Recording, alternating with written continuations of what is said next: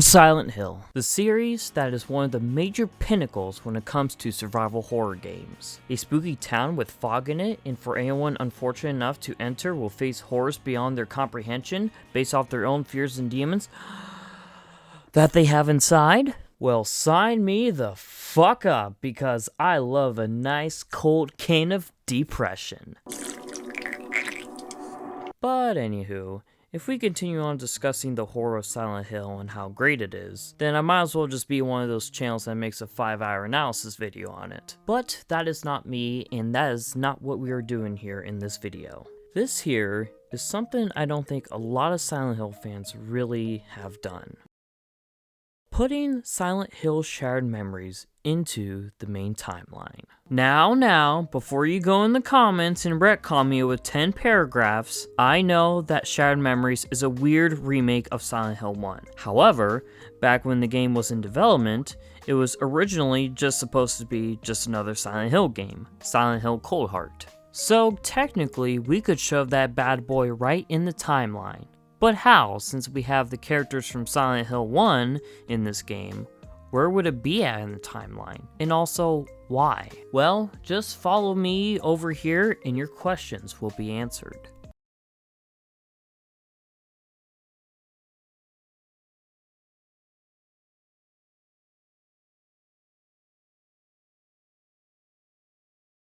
Hello. So now that you've followed me, we can get started. The first question to answer is why even do this? Well, I'm a person that has a condition that has a major desire to connect things that don't make fucking sense. Like, Shattered Memories does not need to be connected at all. But when I see how certain things can slightly connect and weird technicalities, my brain won't stop, and this video is a prime example of this. At least the ladies and gentlemen will feel bad for me and want to smash me.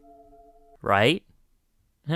Next question. Where would it be at in the Silent Hill timeline? Despite some plot holes and a few errors with the Silent Hill lore, if we ignore Shattered Memories for a moment, the timeline is easy to follow. Silent Hill Origins, 1, 2, 3, 4, Homecoming, Downpour, and Book of Memories. But that game is more of like your adventure since you make your own character, and also Silent Hill 2 doesn't really have a clear date, so it could be anywhere. But however, to make it simple, the events of 2 happen after 1. So, now that we have the clear timeline, we have to find a place to put Shattered Memories at. But where? Well, it's simple. Right in the events in the beginning of Silent Hill 3. So now we go to the last question that you're probably asking and sweating about, and that is how. So in Silent Hill 3, Heather Mason finds her dad dead, killed by one of the creatures that Claudia sent. So in the beginning of the game,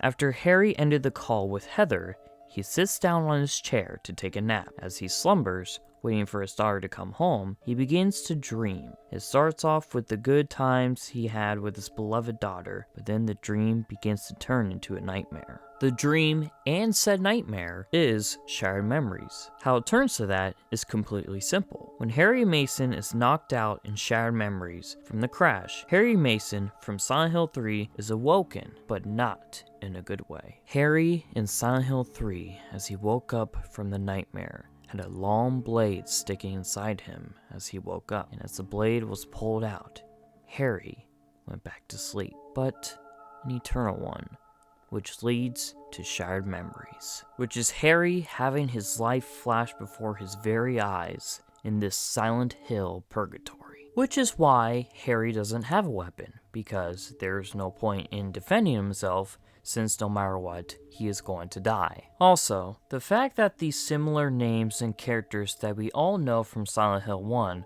are so different is because it is all Shattered Memories, hence the title. It's what Silent Hill does to you, even when you're dying. So, he sees all these freaky memories where it all looks familiar, but with weird differences. And as the Shattered Memories ends, Harry going to his daughter to help her let him go, as he freezes over. To me, I think that is his way of hoping Heather could move on despite the adventure and journey that awaits her. And Harry freezing over is obviously him dying fully, and the coldness cold like a corpse, which is how Heather finds her dad in Silent Hill 3.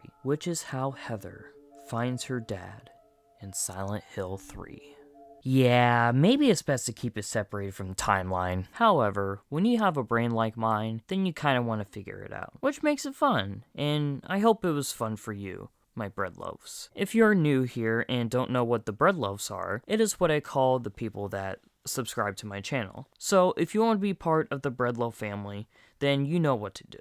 And if you ever want to stop by when I am streaming, then just look into my channel whenever I am live. Anyways, my name is Lo-Fi Wi-Fi, and always keep on vibing.